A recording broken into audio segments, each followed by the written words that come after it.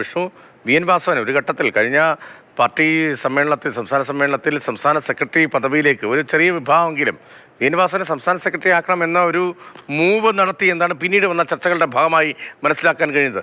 കോട്ടയത്ത് എന്ത് സംഭവിച്ചു? എങ്ങനെ കോട്ടയം ഇങ്ങനെ ആട്ടപടലം വീണുപോയി? കേരള കോൺഗ്രസ് എം എങ്ങനെ അപ്രസക്തമായി? അതിൻ്റെ രാഷ്ട്രീയ കാലാവസ്ഥ എന്തായിരുന്നു? രതീഷെ, ഈ കോട്ടയത്തെ സംബന്ധിച്ച് CPM പറയാനുണ്ടായിരുന്ന ഒരു മണ്ഡലം ഏറ്റുമാനൂർ മണ്ഡലത്തിലുള്ള വി എൻ വാസവനായിരുന്നു, മന്ത്രിയായിരുന്നു. പക്ഷേ അദ്ദേഹത്തിനും വലിയ തോൽവി ഏറ്റുവാങ്ങേണ്ടി വന്നു. ഏതാണ്ട് 20,000-അടുത്തുള്ള വോട്ടുകൾക്കാണ് DCC പ്രസിഡന്റ് കൂടിയായിട്ടുള്ള നാട്ടകം സുരേഷ് വി എൻ വാസവനെ തോൽപ്പിച്ചത്. അതിൽ പ്രധാനമായും കാണുന്നത് ഇത്തരത്തിൽ ശബരിമല സ്വർണ്ണക്കൊള്ളയടക്കമുള്ള വിഷയം വലിയ തോതിൽ ഈ മണ്ഡലത്തിൽ ചർച്ചയായി എന്നുള്ളതാണ്. അതിലുള്ള ഒരു രണ്ട് അഭിപ്രായം ഈ ആളുകളുടെ ഇടയിൽ അത് സ്വാധീനിച്ചു. അതുപോലെ തന്നെ ഇടതുപക്ഷത്തിന് ഏറെ സ്വാധീനമുള്ള മണ്ഡലമായിരുന്നു ആർപ്പൂക്കര, അയമനം, കുമരകം എന്ന് പറയുന്ന ഒരു പഞ്ചായത്ത് ഇരിക്കുന്ന മണ്ഡലങ്ങൾ, അല്ലെങ്കിൽ പഞ്ചായത്ത് ഇരിക്കുന്ന പ്രദേശങ്ങൾ. പക്ഷേ അവിടെയെല്ലാം CPM അത് വലിയ തോതിൽ പിന്നോട്ട് പോയി. അതുപോലെ തന്നെ രണ്ട് ഈഴവ സ്ഥാനാർത്ഥികൾ, ഈ സാമുദായിക സമവാക്യങ്ങൾ നോക്കിയപ്പോൾ നാട്ടകം സുരേഷും അതുപോലെ തന്നെ വി എൻ വാസവനും സ്ഥാനാർത്ഥിയായി വന്നത് ഇത് ഇത്തരത്തിൽ സാമുദായിക ഘടനയിൽ ഈഴവ വോട്ടുകളുടെ ഒരു സ്പ്ലിറ്റ് ഉണ്ടാക്കി എന്നുള്ളൊരു ഘടകവും ഇപ്പോൾ ഈ ഒരു ഇലക്ഷന് പിന്നാലെ തന്നെ അതൊരു ഘടകമായി ആളുകൾ നോക്കിക്കാണുന്നുണ്ട്. ഏതായാലും അതുപോലെ തന്നെ പ്രധാനപ്പെട്ട ഒരു കാര്യം, ഈ കഴിഞ്ഞ 10 വർഷമായിട്ടുള്ള CPM ഭരണം, അല്ലെങ്കിൽ ഇടതുപക്ഷത്തിന്റെ ഭരണം എന്ന് പറയുന്നത്, അതിൽ ഒരു അതൃപ്തി ആളുകൾക്ക് ഇടയിലുണ്ടായിരുന്നു. പ്രധാനമായും അതിൽ പ്രതിപക്ഷത്തേക്ക് CPM വരണമെന്ന്, CPM അല്ലെങ്കിൽ ഇടതുപക്ഷം വരണമെന്നുള്ള ആഗ്രഹം CPM-കാർക്ക് ഇടയിൽ തന്നെ ഉണ്ടായി എന്നുള്ളതാണ്.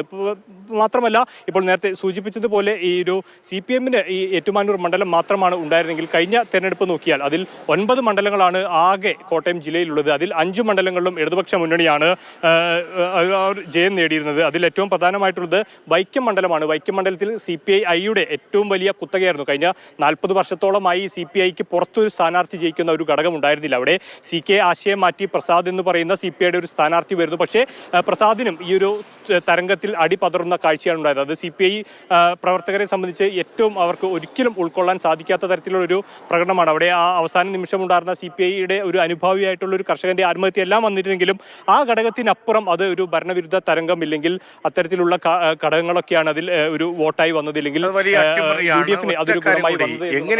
എങ്ങനെയാണ് ചാണ്ടി ഉമ്മൻ ഇത്ര വലിയ ഭൂരിപക്ഷം കിട്ടിയത്? അക്കാര്യത്തിൽ CPM നേതാക്കൾ എന്തെങ്കിലും മിണ്ടുന്നുണ്ടോ? ഇപ്പോൾ കോട്ടയത്ത് ഒറ്റ സീറ്റിൽ പോലും കനൽ ഒരു തരി പോലുമില്ലാത്ത ജില്ലകളിലൊന്നായി, 6 ജില്ലകളിലൊന്നായി കോട്ടയം മാറുകയാണ്.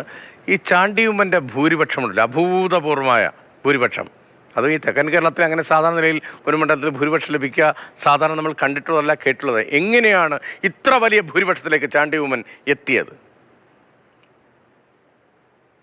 അതായത് ഈ 1,00,000-ന് അപ്പുറമുള്ള ഒരു ഭൂരിപക്ഷമാണ് ഇപ്പോൾ ചാണ്ടി ഉമ്മന് ലഭിച്ചിരിക്കുന്നത്. ഏതാണ്ട് 6 റൗണ്ട് പിന്നിട്ടപ്പോൾ തന്നെ 20,000-ന് മുകളിലായിട്ടുള്ള ഒരു ഏകപക്ഷീയമായ വിജയത്തിലേക്ക്, അല്ലെങ്കിൽ അത്തരം ഒരു ഭൂരിപക്ഷത്തിലേക്ക് ചാണ്ടി ഉമ്മൻ മാറി എന്നുള്ളതാണ് യാഥാർത്ഥ്യം. മുഴുവൻ റൗണ്ടും എണ്ണി പൂർത്തിയായപ്പോൾ 1,00,000-ന് മുകളിലുള്ള ഭൂരിപക്ഷത്തിലേക്ക് ചാണ്ടി ഉമ്മൻ എത്തിയിരുന്നു.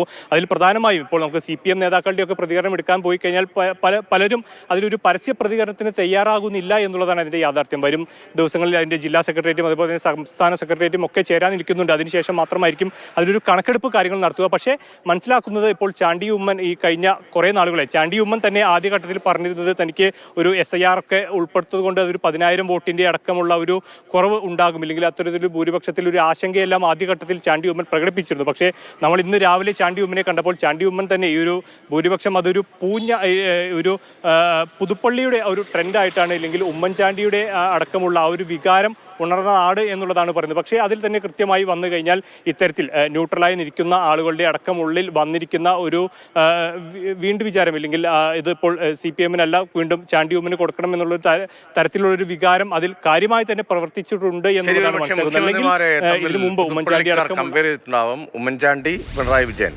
താരതമ്യം വളരെ പ്രധാനമാണല്ലോ. ഇതിപ്പോൾ പിണറായി വിജയനെതിരെ സർക്കാരിനെതിരായ ജനവികാരമാണ്, ആന്റി ഇൻകമൻസി ഭരണവിരുദ്ധ വികാരം സംസ്ഥാനത്ത് ഉണ്ടായിരുന്നു. അത് അതിശക്തമായിരുന്നു. ഇല്ല എന്ന് പറഞ്ഞുവെങ്കിലും അങ്ങനെ ഉണ്ടായിരുന്നു എന്നത് നേരത്തെ പലർക്കും ബോധ്യപ്പെട്ടതാണ്. അക്കാര്യം ഞാൻ ഉൾപ്പെടെ പറഞ്ഞതുമാണ്. അങ്ങനെ ഭരണവിരുദ്ധ വികാരത്തിൽ ഉമ്മൻചാണ്ടി, പിണറായി എന്ന താരതമ്യം ഉൾപ്പെടെ ഒരുപക്ഷെ പുതുപ്പള്ളിയിൽ പ്രവർത്തിച്ചിട്ടുണ്ടാകാം.